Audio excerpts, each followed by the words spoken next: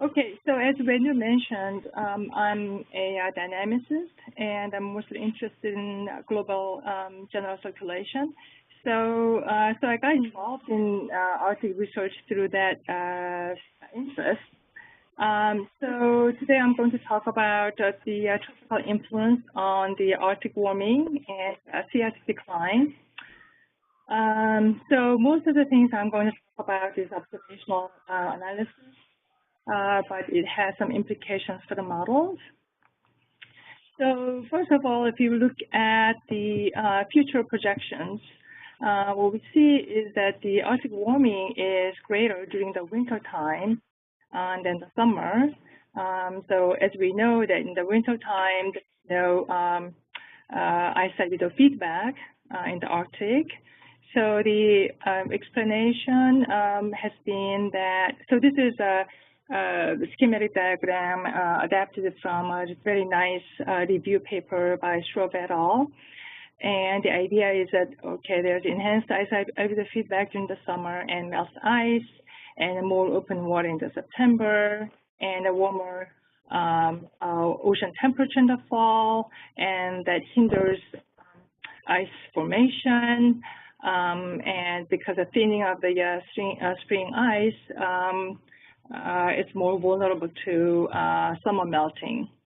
So if this clearly is possible scenario, but there are other theories as well. For instance, Walsh and Chapman and Jennifer Francis group talk about that being Hello, if someone can mute their phone and then someone's unmuted, and so if all people can mute their phones, it'll be great. Thanks. Thank you. So I was saying that there are other theories, including downward IR effect, proposed by Welsh and Chapman and the Jennifer Francis group, and also my group also talked about that too. So I think it would be worthwhile to actually test all these ideas using observational data. So that's what we did here. This paper came out earlier this year.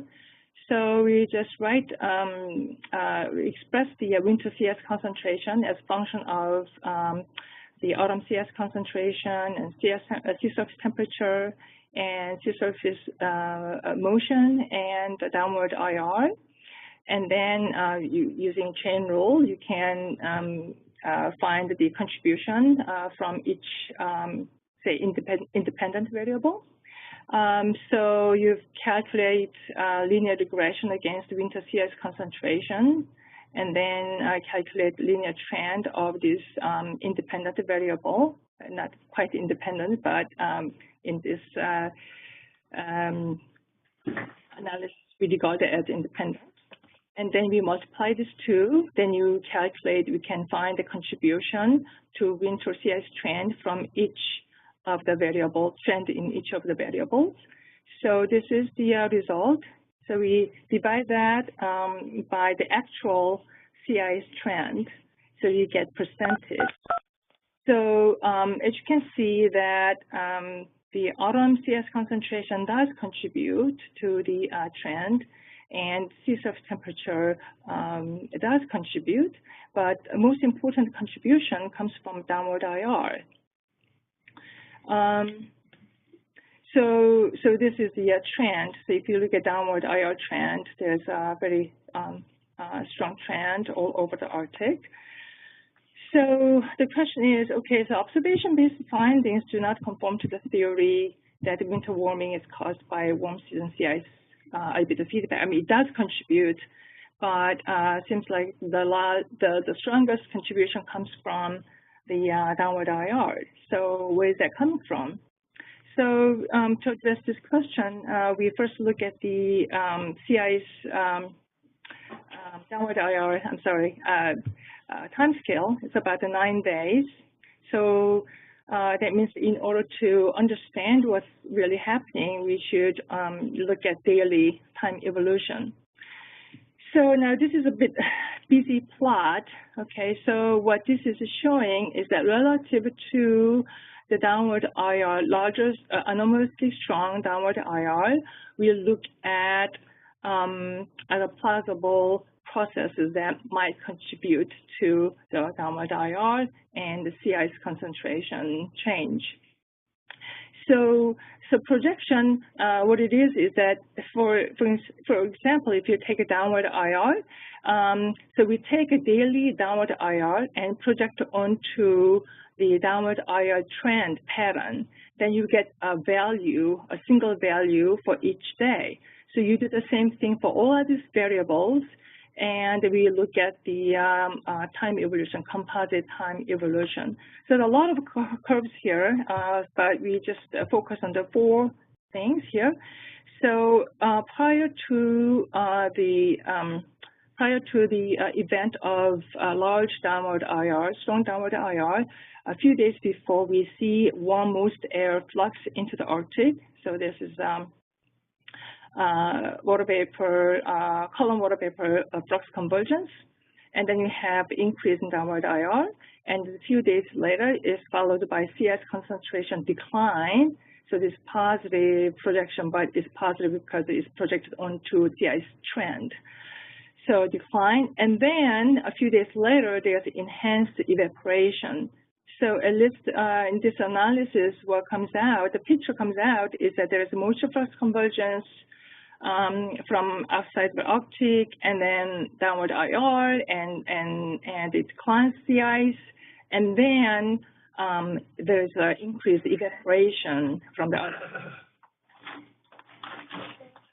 Look at the spatial structure. This is another second paper.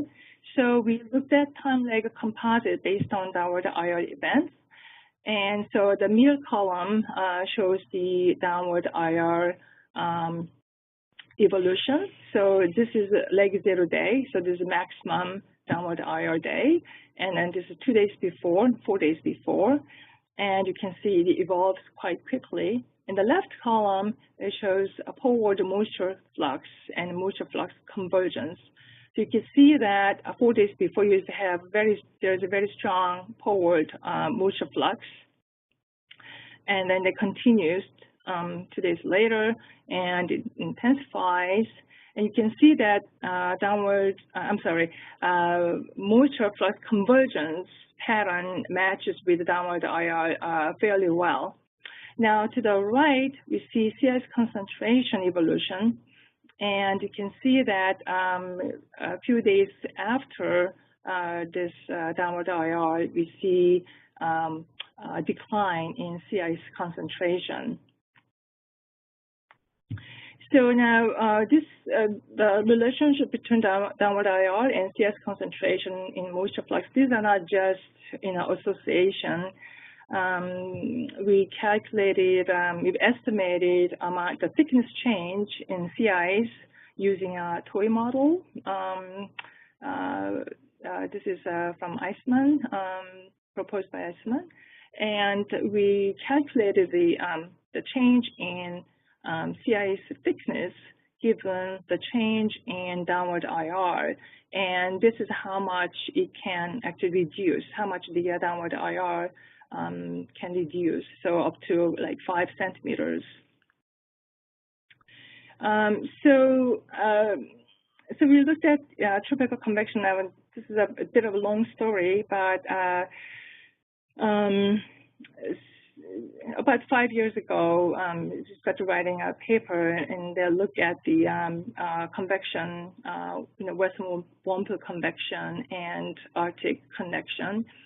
So I'll explain that a bit more later. But if you look at, so this is time-lagged composite based on downward IR event, the same downward IR event that we saw earlier.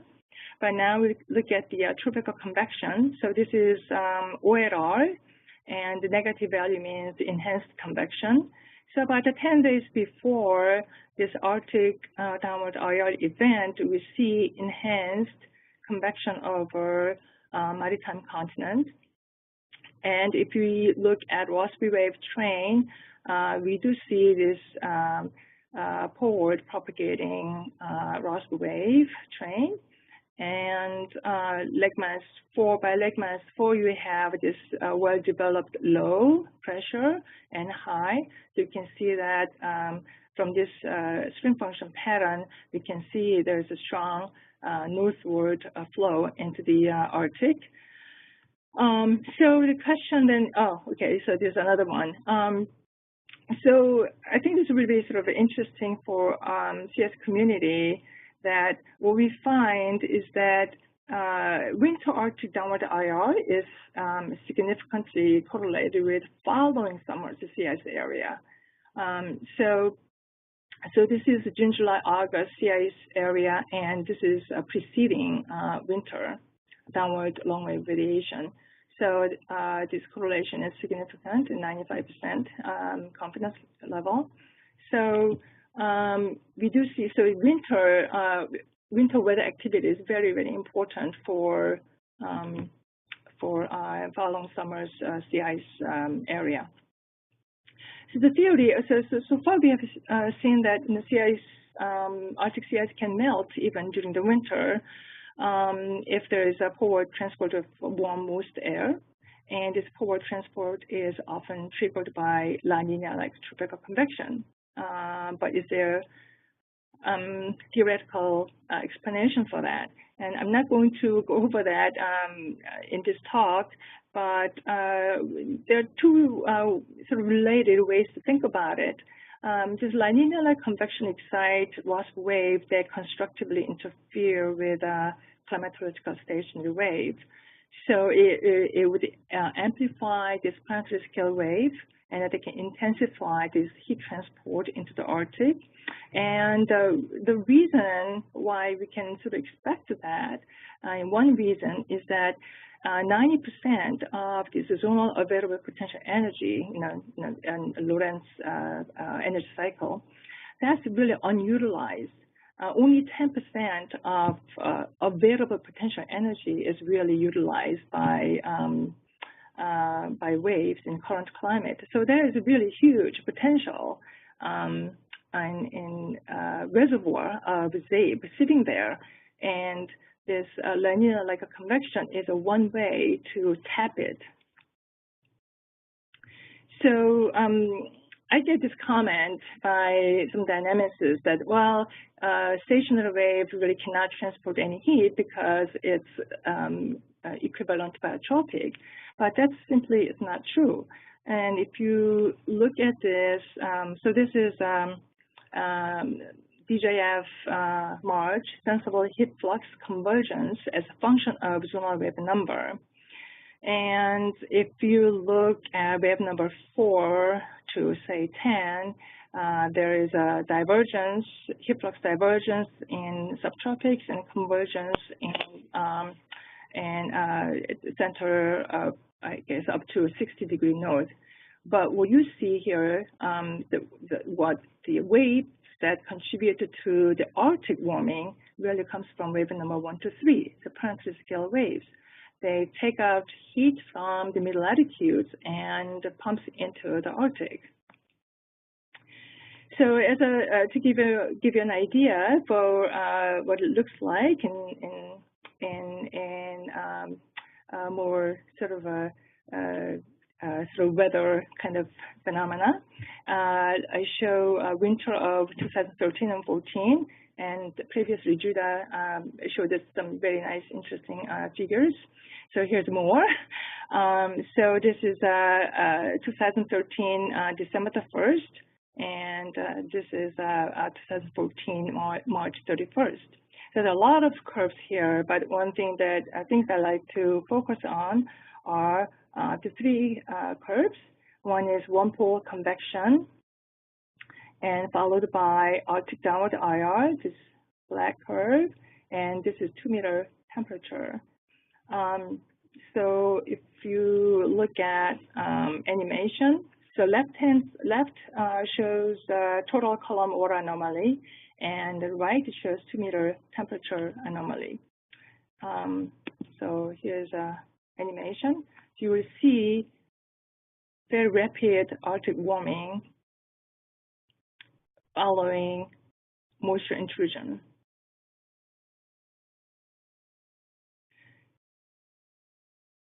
Okay, so now this is all based on ERA-Interim, but we looked at with colleagues at Penn State. This is a plot made by Eugene Claudio, who has been working with the DOE ARM program for a very long time. So what we did was our group provided their group with this worm intrusion event days.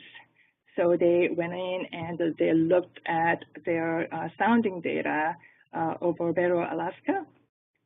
So this is the same time frame. So December the 1st, 2013 to the March.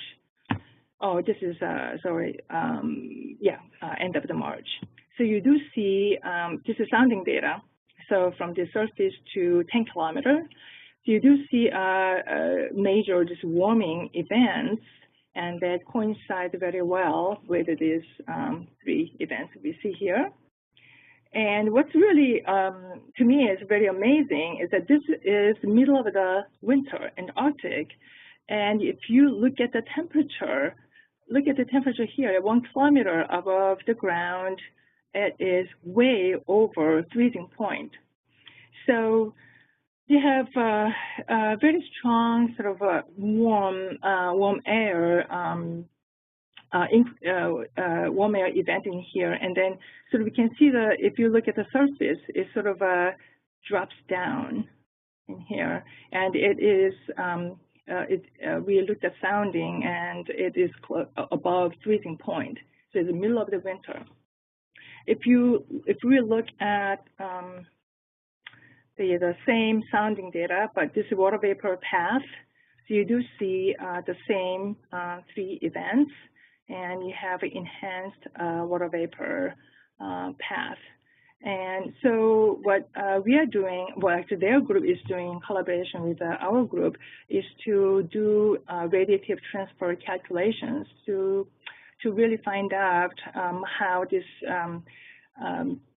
surface is warming. Is that mixing? Is that how much of this water vapor contributes to the IR, downward IR at the surface, and how much of the cloud droplet really contributes to it? So that's ongoing research. So to summarize, I'd just like to mention 3 things. The melting of Arctic sea ice can occur during winter. And it's often triggered by La Nina-like tropical convection. And the more frequent intrusions of warm and moist air into the Arctic contributes to the warming of the Arctic and sea ice melting. And winter sea ice has impact on the following summer. So implications for the modeling and also using interpreting model results. So let's say 2 things.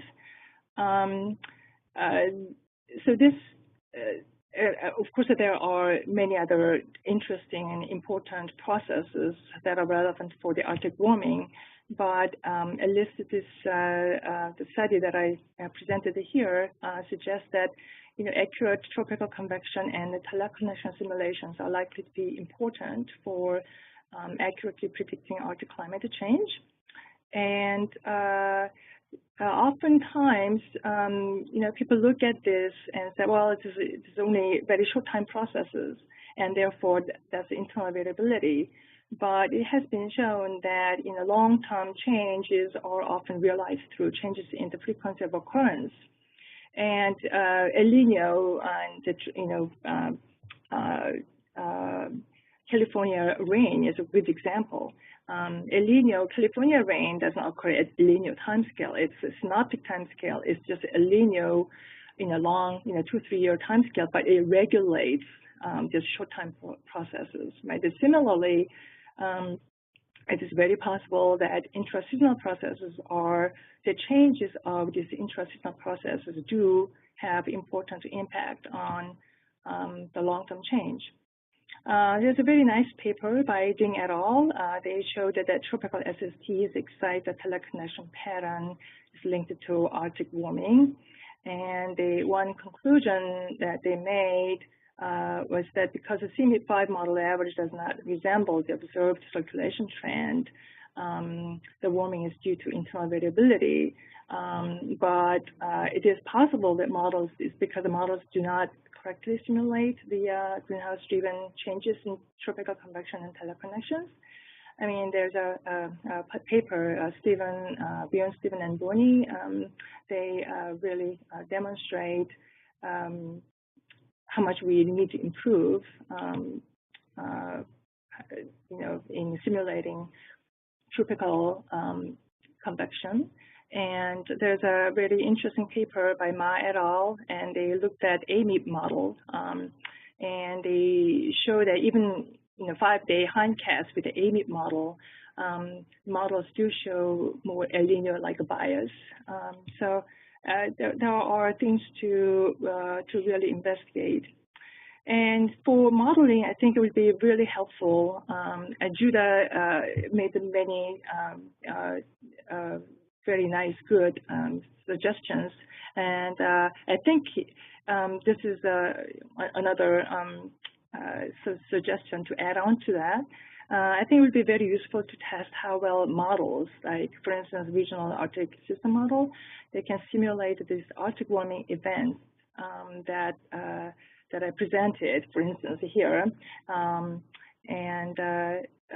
So, instead of, I think in addition to looking at, so multi-model ensemble average, things like that, but also I think it's also important to really look at carefully and how the models actually simulated this.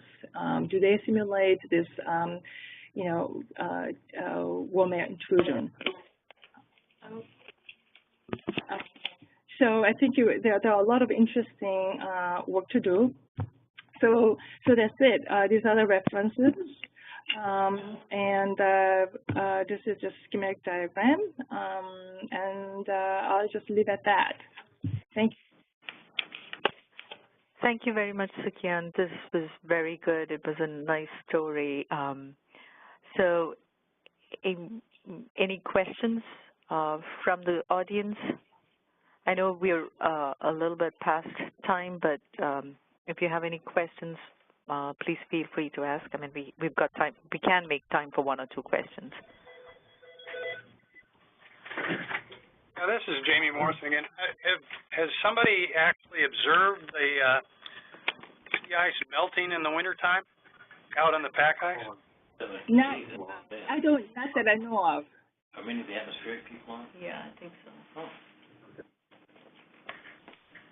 Well, I mean, usually we say, yeah, it's gotten warmer in the wintertime, but it just slows down the rate of ice growth. I haven't seen any indication that, melting is forming or anything like that. That's right. So that's what I thought. But if you look at, this is sounding data.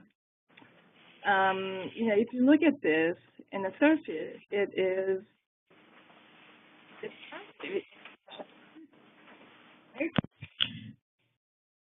if it's yellow down there, it's -10. I think we've seen these warm blobs in a little bit above the surface, but down at the surface, it's still pretty cold.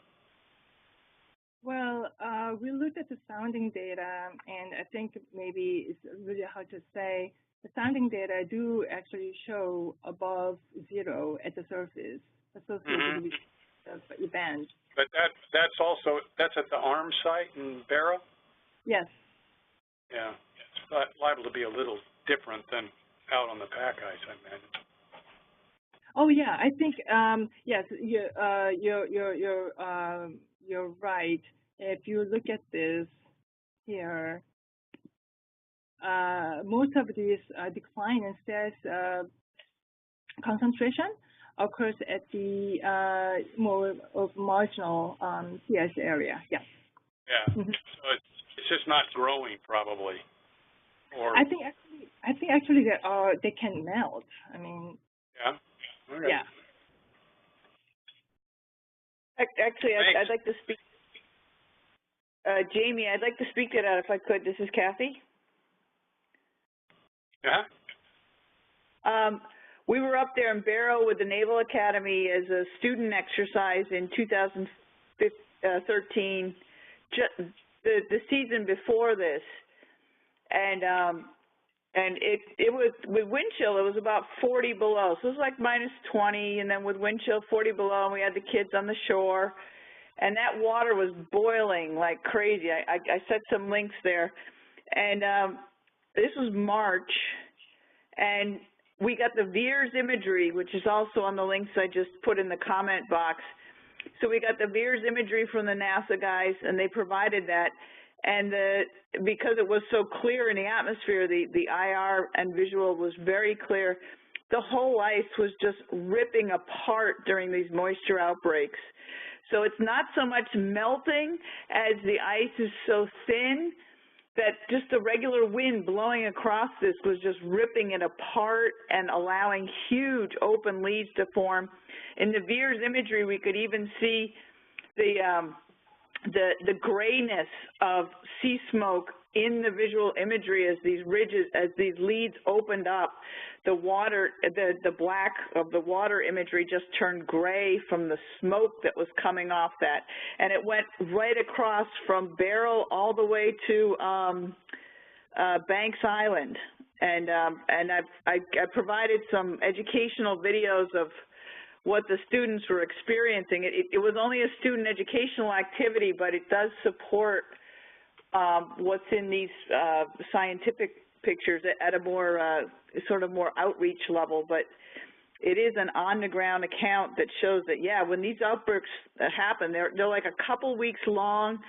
The ice rips apart. There's huge leads all the way across the basin, and they move sequentially.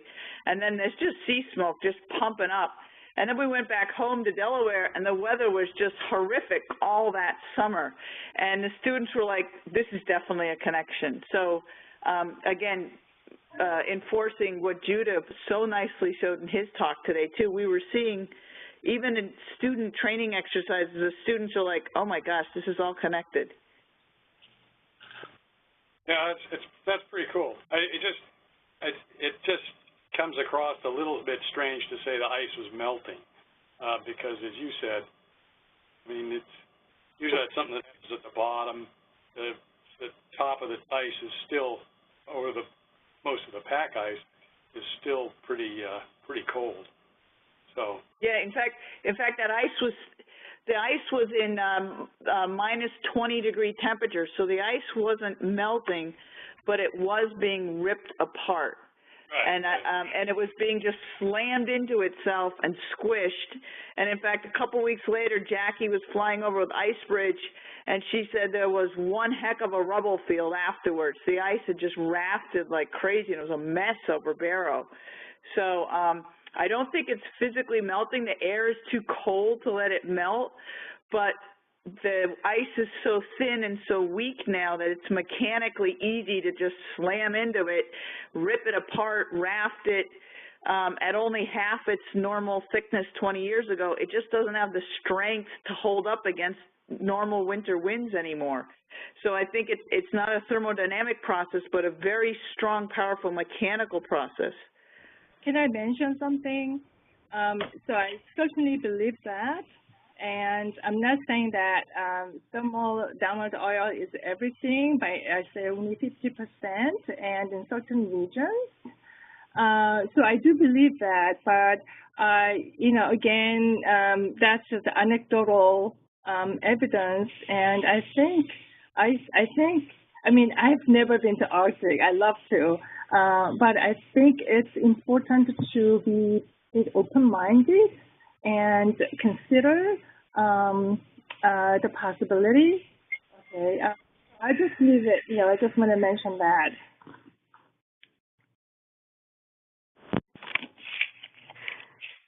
So, thank you very much, Suki.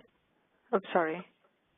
I was just going to say, yeah, this is Kathy. I was just going to say, Sukyoung, that was a really good talk. And I think especially the lag phase that you're showing is incredibly important in terms of the processes. And especially using Eisman's toy model is really helpful in this. And so I think the lag time in this paper is incredibly important to figure out what are the pre-stages. When something starts, how long is the phase lag, so that people can prepare at the infrastructure level. And I think that's one of the highest points of this talk. It was really well done. Thank you.